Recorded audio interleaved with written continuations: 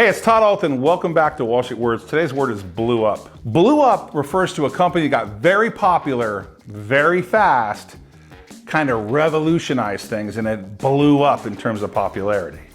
Now there's a ton of examples of companies that have blew up.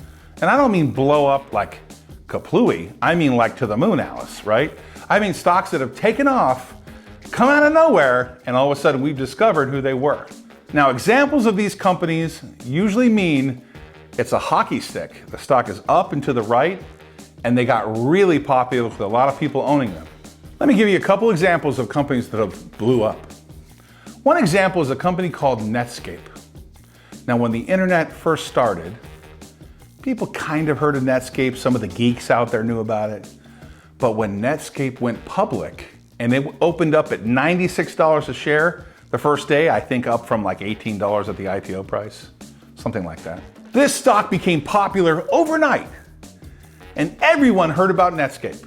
Everyone heard about America Online. These stocks became cult stocks. Now, other stocks that have blown up recently in the last 10 years or blew up. Tesla goes public. We're gonna make electric vehicles. Nowadays, there's nobody that doesn't know about Tesla. We all know that stock blew up. This year alone, some 600%.